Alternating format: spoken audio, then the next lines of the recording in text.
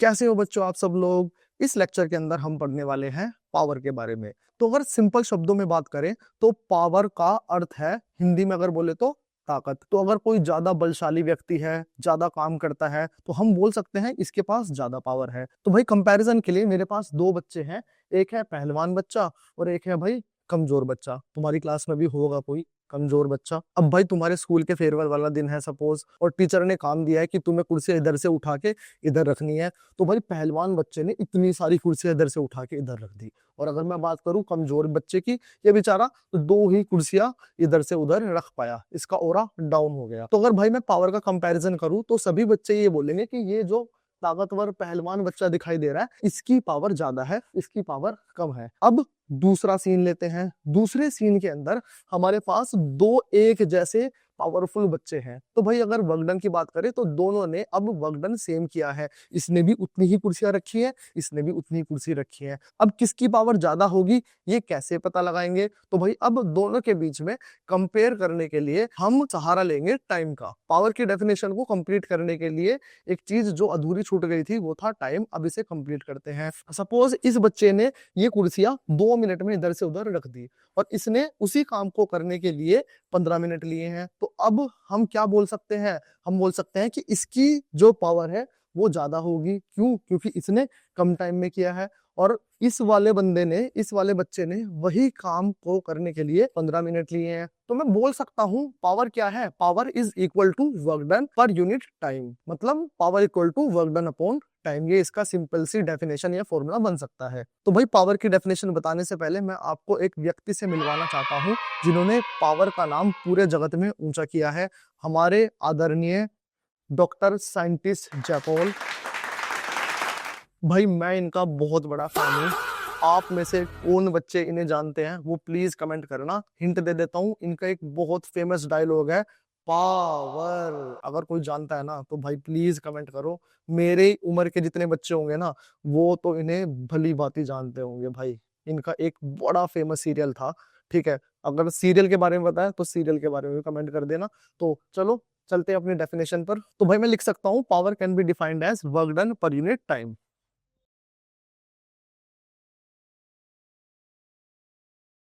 और अगर भाई फॉर्मूले की बात करूं तो इसका फॉर्मूला अभी बताया, power equal to W upon T.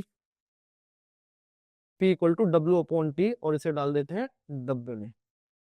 अब भाई बात कर लेते हैं पावर की एसआई यूनिट की। तो पावर की एसआई यूनिट होगी वॉट, मतलब जो तुम सबकी लगने वाली है अगर तुम बोर्ड के एग्जाम में पढ़ोगे नहीं। और भाई एक वोट किसके बराबर होगा ये भी तुम लोगों को पता होना चाहिए। तो हम फॉर्मूला देख लेते हैं। फॉर्मूले के अंदर ये पावर जो है इसकी यूनिट अभी मैंने बताई वॉट, और ये किसके इक्वल है? ये इन दोनों के इक्वल है। तो एक वोट किसके बराबर होगा? एक वोट इन दोनों की यूनिट के बराबर होगा। वर्कडन की यूनिट क्या होती है? वर्कडन की यूनिट होती है जूल, और टाइम की यूनिट सेकंड। तो पावर की जो यूनिट मैंने अभी बताई वोट, वो किसके इक्वल होगी? वो इक्वल होगी जूल अपॉन सेकंड के। तो मैं लिख सकता हूं कि 1 watt equal to 1 joule upon 1 second. ठीक है? तो इसे याद रखना, कभी कभी एमसीक्यू आ सकता है कि पावर की यूनिट क्या है, और वहां पर दे दिया joule upon second, second upon joule, joule upon second का स्क्वायर। ठीक है? और तुम कंफ्यूज हो जाओगे, तुम देखोगे कि हमने तो पावर की यूनिट को वोट पढ़ा था।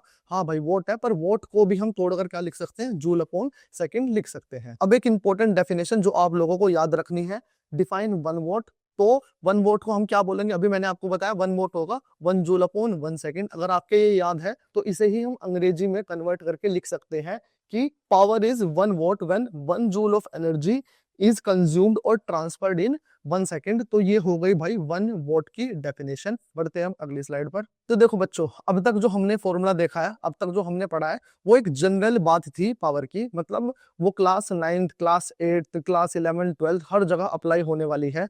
लेकिन हम चैप्टर पढ़ रहे हैं इलेक्ट्रिसिटी। तो इलेक्ट्रिसिटी के टर्म्स में जहां पर वोल्टेज, करंट, रेजिस्टेंस ये सब चीजें हो, इनके हिसाब से पावर की क्या डेफिनेशन होगी ये अब हम देखने वाले हैं। तो चलो डेफिनेशन बताने से पहले, फॉर्मूला बताने से पहले एक आप लोगों से सवाल है। तो भाई मेरा सवाल ये है कि इन चारों में से आपके हिसाब से सबसे ज्यादा पावरफुल कौन सा सिम है? आपको क्या लगता है कि सबसे ताकतवर, सबसे पावरफुल कौन सा सिम है आपके अकॉर्डिंग, आपके एरिया के अकॉर्डिंग? तो भाई इसका जवाब कुछ बच्चे एयरटेल देंगे, कुछ बच्चे जियो देने वाले हैं, और कुछ बच्चे बीएसएनएल देने वाले हैं, और कुछ बच्चे वोडाफोन आइडिया भी देने वाले हैं। तो इसका जवाब पता क्या है? इसका जवाब है वोडाफोन आइडिया। देखो भाई, वोडाफोन आइडिया ने मुझे स्पॉन्सर नहीं किया, मेरे पास तो वोडाफोन आइडिया का सिम भी नहीं है, लेकिन तब भी मैं सबसे ज्यादा पावरफुल वोडाफोन आइडिया का सिम क्यों बता रहा हूँ? क्योंकि ये हमारा है आंसर, ये हमारा है अगला टॉपिक। मतलब सबसे ज्यादा पावर किस सिम में है? वीआई सिम में। तो मैं लिख देता हूँ वीआई। तो प्यारे बच्चों, ये बन गया आपका नया फॉर्मूला, क्या? कि पावर इक्वल टू वीआई, मतलब कि power equal to Vodafone into Idea, नहीं, power equal to voltage into current. अब आया समझ क्यों मैंने सिम को कंपेयर कराया तुम लोगों से? चलो भाई, अब हमारे पास पहला फॉर्मूला आ चुका है, पावर इक्वल टू वीआई। अब दो और फॉर्मूले इसके तैयार कर लेते हैं। कैसे? भाई देखो, मेरे पास एक फॉर्मूला है V equal to I R. अगर क्वेश्चन के अंदर आप लोगों को वोल्टेज और करंट गिवन है, तब हम ये फॉर्मूला यूज करने वाले हैं। अब कभी कभी ऐसा होता है कि हमें वोल्टेज नहीं दी और आई और आर दे दिया, तो इनके टर्म्स में हम पावर कैसे निकालेंगे, वो फॉर्मूला भी डिराइव करके देख लेते हैं। तो भाई मैं यहाँ पे लिख दूंगा P इक्वल टू, अब इस V की जगह मैं आई आर लिख सकता हूँ। ठीक है भाई, तो मैं इस V की जगह आई आर लिखूंगा। तो यहाँ आ गया आई आर, और ये आई एज इट इज। तो बेटा ये फॉर्मूला बन गया P equal to I square R. I I दो बार, तो आई स्क्वायर आर। तो ये आ गया दूसरा फॉर्मूला पावर का। ठीक है भाई, चलो अब तीसरे फॉर्मूले की बात करते हैं। तो तीसरे फॉर्मूले की अगर मैं बात करूं, तो पहला तो वी आई के टर्म्स में हो गया, दूसरा आई और आर के टर्म्स में हो गया, तीसरा फॉर्मूला हम देखने वाले हैं वी और आर के टर्म्स में। तो हमें भाई आई हटाना पड़ेगा यहाँ से। ठीक है, तो ये जो आई है, मैं इस आई की वैल्यू पुट कर देता हूँ। देखो, मैं इस आई की जगह लिख सकता हूँ, ये मल्टीप्लाई में इधर जाएगा तो डिवाइड में वी अपॉन आर। तो बेटा मैं इसे रिप्लेस कर सकता हूँ, और मैं इसकी जगह लिख दूंगा अब v इंटू आई की जगह आ जाएगा v अपॉन आर। तो भाई जैसे ही मैं इसे सोल्व करूंगा, तो मेरे पास आ गया v into V square upon R. तो ये आ गया मेरे पास अगला दूसरा फॉर्मूला, इसे आप याद रखना। तो भाई पावर के मेरे पास तीन फॉर्मूले यहां से मिल चुके हैं मुझे। P equal to V I, दूसरा P equal to I square R, तीसरा P equal to V square upon R. अब भाई इनसे रिलेटेड कुछ न्यूमेरिकल कर लेते हैं। तो भाई अब सवाल देख लेते हैं। मेरे पास ना ये तीन सर्किट गिवन है। अब इन तीनों सर्किट के अंदर मुझे पावर बतानी है, कितनी पावर है। तो भाई अगर पहले वाले सवाल की बात करें, तो पहले सवाल के अंदर हमें वोल्टेज गिवन है कितनी, 12 वोल्ट। तो मैं यहाँ पे लिख लेता हूँ V इक्वल टू कितनी गिवन है भाई, 12 वोल्ट। ठीक है, और क्या गिवन है? और मुझे गिवन है रेजिस्टेंस कितना, R इक्वल टू 5 ओम, ये मुझे गिवन है। अब मुझे निकालनी क्या है? मुझे निकालनी है इसकी पावर। तो मैं ऐसे लिख दूंगा। अब पावर का फॉर्मूला क्या है भाई? पावर के मेरे पास तीन फॉर्मूले हैं। अब इसमें कौन सा लगने वाला है भाई? जो गिवन है ना, उसके हिसाब से अपना फॉर्मूला देख लो। मैंने तीन फॉर्मूले बताए। अब इसके अंदर V और R गिवन है, तो इसमें पावर का वो फॉर्मूला लगेगा जिसके अंदर V और R आ रहा है। तो मैं अगर यहाँ बात करूं, तो मैं यहाँ लिख दूंगा पावर का formula P equal to V square upon R.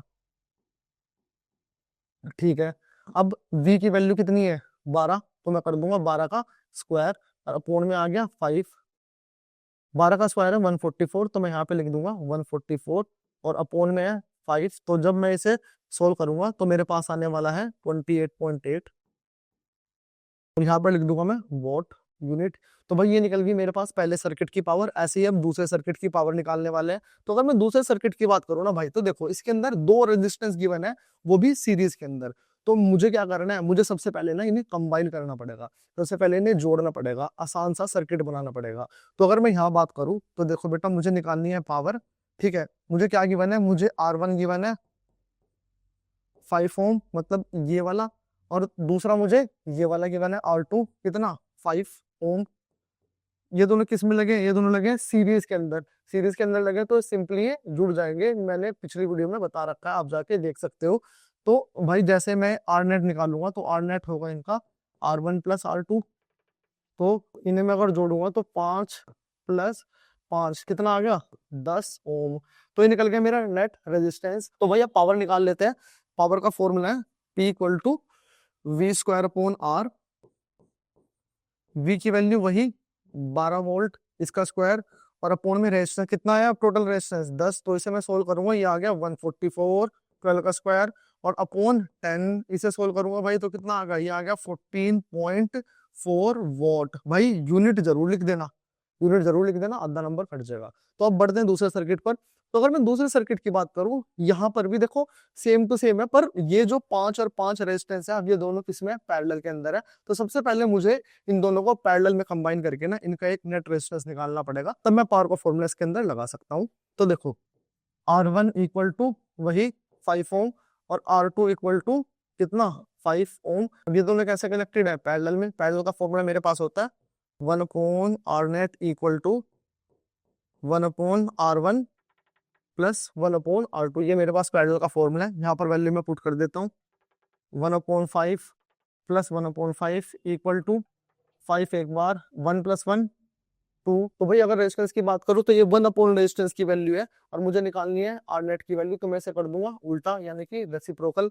तो इसका रेसिप्रोकल करूंगा मैं, तो कितना आ गया भाई, ये आ गया 5 अपॉन 2। 5 अपॉन 2 का मतलब है 2.5। तो ये निकल के मेरे पास नेट रेजिस्टेंस इन दोनों का। अब मुझे नेट रेजिस्टेंस पता चल गया, अब मैं पावर का फॉर्मूला आराम से लगा सकता हूँ। तो P इक्वल टू वही formula V square upon R। और अगर मैं V की बात करूँ तो कितनी गिवन है, 12 का स्क्वायर। R कितना गिवन है 2.5। 12 का स्क्वायर कितना होगा 144 अपॉन 2.5 इक्वल टू, तो अगर मैं इसे सोल्व करूंगा तो मेरे पास आने वाला है 57.6। मैंने ऑलरेडी कर रखे हैं तो इसलिए मुझे इसका आंसर याद है, आप लोग प्लीज इसे कैलकुलेट कर लेना। तो ये रहा भाई मेरा पहला सवाल पावर के ऊपर। तो अब बढ़ते हैं, कुछ और सवाल इसके कर लेते हैं जो बोर्ड में आए हैं, वैसे सवाल देख लेते हैं। तो भाई नेक्स्ट सवाल की बात करते हैं। ये सवाल ना बहुत इंपॉर्टेंट सवाल है, बढ़िया और कंसेप्चुअल सवाल है, इस पर ना स्टार लगा लो और इसकी प्रैक्टिस करना 2-3 बार, ठीक है। देखो इसमें ये क्या बोल रहा है कि हमारे पास ना एक बल्ब है जिसकी हमें पावर रेटिंग गिवन है। पावर रेटिंग का मतलब क्या है, तो अगर आप बाजार से बल्ब या फिर एलईडी चार्जर ये सब लेके आते हो तो इनके पीछे ना कुछ लिखा होता है कि ये इसकी ये पावर कितनी कंज्यूम करेगा, ये कितनी वोल्टेज पे चलता है एटसेट्रा, तो वो होती है पावर रेटिंग। और ये ना कोई अपने मन से नहीं लिखते, वो सबसे पहले उसकी टेस्टिंग करते हैं, उन्हें चला के देखते हैं, फिर उसके ऊपर वो चीजें लिखते हैं। तो अगर मैं यहाँ अपने सवाल की बात करूँ तो हमारे सवाल में गिवन है कि इसकी पावर है 100 वोट, 100 वोट इसकी पावर है। कितने पे, 220 वोल्ट पे। मतलब उन बंदों ने इसे 220 वोल्ट पे चला के देखा होगा, और 220 वोल्ट पे अगर हम इसे चलाएंगे तो ये कितने की पावर देने वाला है, ये 100 वोट की पावर देने वाला है। तो भाई अगर हम वोल्टेज कम कर देंगे तो वोल्टेज कम करेंगे तो ये पावर कम देने वाला है। तो ये है इसकी खासियत। तो भाई अगर हम वोल्टेज को कम कर दे तो ये पावर कम देगा, और अगर वोल्टेज को बढ़ा दे, अगर वोल्टेज को बढ़ाएंगे तो ये क्या करेगा, पावर ज्यादा देगा। नहीं, जल जाएगा, फूक जाएगा, खराब हो जाएगा, ठीक है, ऐसे काम मत कर देना। तो भाई देखो अब अपने सवाल में देख लेते हैं, हमारे सवाल में 220 पे ये 100 वोट की पावर दे रहा है। अब हमें इसे ऑपरेट करना है 110 वोल्ट पे, तो अब हमें बताना है ये कितनी पावर देने वाला है। सवाल समझ आ गया, तो चलो अब लिख लेते हैं क्या गिवन है, इसे सोल्व करते हैं। तो भाई मैं अगर यहाँ बात करूं, मुझे पावर गिवन है 100 वोट, कब, जब वोल्टेज कितनी गिवन है 220 वोल्ट। और अब मुझे नई पावर कैलकुलेट करनी है, मतलब मैं लिख दूंगा P2 equal to question mark, और वोल्टेज कितनी है, वोल्टेज अब हो चुकी है 110 वोल्ट, ठीक है।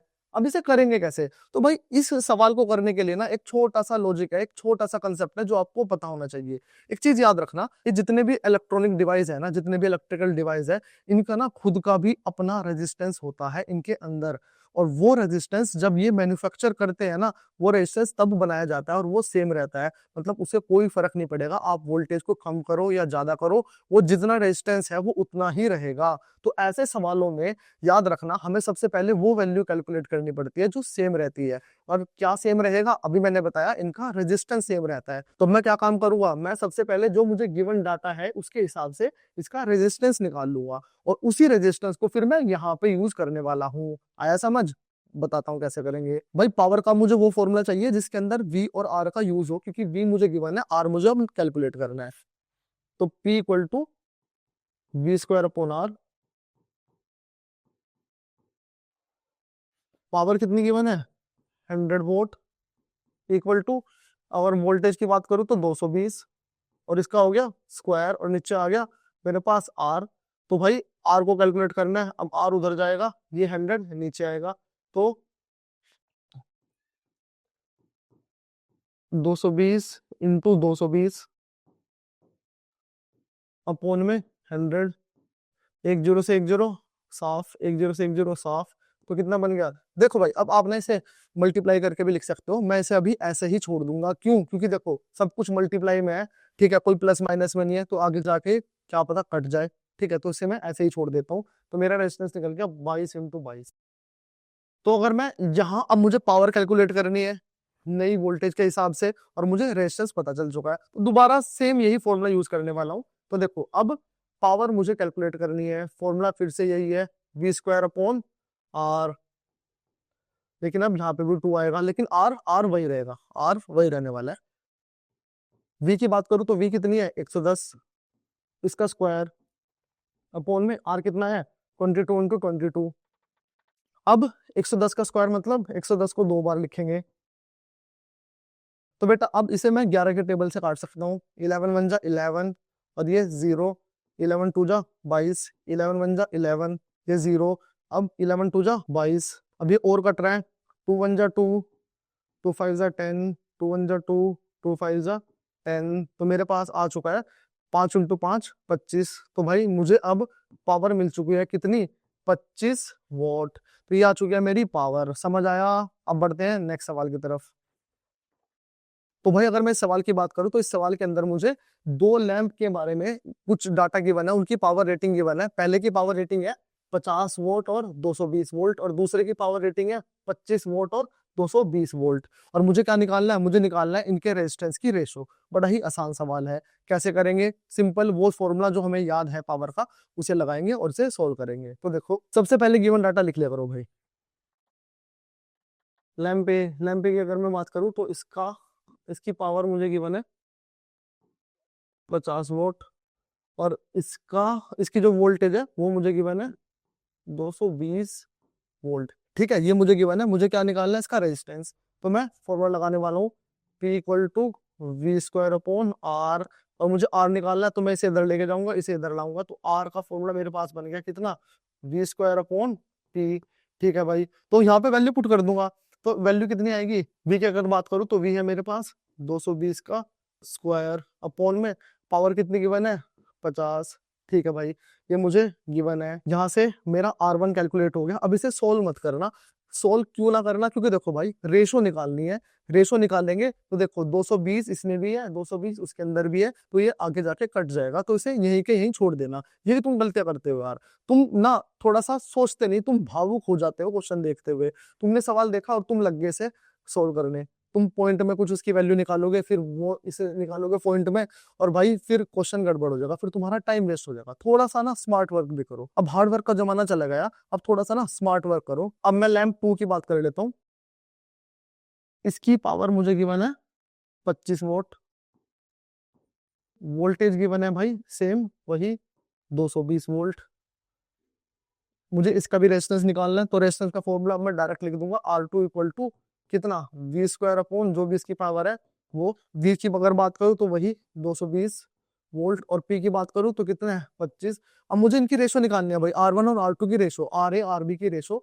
तो मैं RA और RB को लिख लूंगा। RA की वैल्यू कितनी है 220 का स्क्वायर अपॉन 50, तो मैं यहाँ पे लिख दूंगा 220 का स्क्वायर अपॉन 50। ठीक है, फिर भाई नीचे लिखूंगा आरबी की वैल्यू, आरबी की वैल्यू कितनी है 220 का स्क्वायर अपॉन 25, तो यहाँ पे लिख दूंगा 220 का स्क्वायर अपॉन 25। अब इसे कैसे सोल्व करेंगे, देखो भाई ये 220 से 220 का स्क्वायर कट गया, ठीक है, अब यहाँ क्या बच गया, यहाँ बच गया 1/50 अपॉन 1/25। अब ना इसकी एक टेक्निक है जो मैं अपने बच्चों को बताता हूँ, पास वाला पास पास, दूर वाला दूर दूर, तो इसे याद रखना। तो ये जो 25 है ये उड़कर कहाँ चला गया 1 के पास, तो यहाँ पे आ गया 1/25। ठीक है, और ये जो 1 है ये किसके पास चला गया 50 के पास, तो यहाँ पे आ गया 50 × 1, ये मेरा आ गया। अब इसे सोल्व कर लो, 25 × 1 = 25, 25 × 2 = 50, तो कितना आंसर आ गया 1/2। तो इन दोनों रेजिस्टेंस की रेशो कितनी आ गई भाई 1/2। बढ़ते हैं अगले सवाल की तरफ। देखो अगर मैं इसकी बात करूं तो two resistance of R and 2R are connected in series, find the ratio of their power. मतलब दो रेजिस्टेंस हमने सीरीज में कनेक्ट कर दिए, तो हमें उनकी रेशो निकालनी है पावर की कितनी होने वाली है। अगर पहले सबसे पहले तो भाई मैं इसकी फिगर ड्रॉ कर लेता हूँ। जिन भी सवालों में फिगर ड्रॉ हो सकती है ना भाई कर लेना, नंबर भी मिलेंगे और तुम्हें क्वेश्चन भी आसानी से समझ आ जाएगा। तो दो रेजिस्टेंस मुझे गिवन है, एक है R और दूसरा है 2R, और दोनों कैसे कनेक्टेड है, सीरीज के अंदर, ठीक है। अब मुझे इनकी पावर निकालनी है, पावर की रेशो निकालनी है। तो यहाँ से करंट ना I फ्लो करेगा, जो कि दोनों में सेम जाने वाला है, इतना मुझे पता है। अब देखो भाई, अब पावर के मेरे पास कई सारे फॉर्मूले हैं, मैं कौन सा फॉर्मूला लगाऊंगा, जो मुझे वैल्यू गिवन है ना क्वेश्चन के अंदर, उस हिसाब से फॉर्मूला लगाऊंगा। अब मुझे यहाँ पे क्या गिवन है, देखो बेटा, मुझे यहाँ पे R गिवन है, और मुझे पता है कि सीरीज के अंदर करंट सेम रहता है, तो मैं अपने आप से यहाँ पे करंट लेके आ गया। क्यों? क्योंकि भाई रेशो निकालनी है, और करंट अगर सेम होगा, कोई चीज अगर वैल्यू सेम मिलेगी तो वो कट जाएगी एक दूसरे से, तो इसलिए मैं यहाँ पे आई लेके आने वाला हूँ, ना कि वी, क्योंकि इसकी वोल्टेज अलग होगी, इसकी भी वोल्टेज अलग होगी, तो जैसे मैं डिवाइड करूंगा तो वो कटेगी नहीं। कैसे, अभी समझ आ जाएगा जब मैं सवाल करूंगा। तो देखो बेटा, तो अगर भाई मैं फर्स्ट वाले रेजिस्टेंस की बात करूं, तो फर्स्ट वाले रेजिस्टेंस की पावर अगर मैं निकालूंगा, तो फॉर्मूला लगाने वाला हूं P equal to I square R वाला, ये वाला फॉर्मूला मैं लगाऊंगा। अब पहले की पावर कितनी होगी, देखो आई कितना जा रहा है, आई तो आई जा रहा है पहले वाले के अंदर, ठीक है, और रेजिस्टेंस कितना है, रेजिस्टेंस भी आ रही है, तो ये निकल गई भाई पहले वाले की पावर, ठीक है।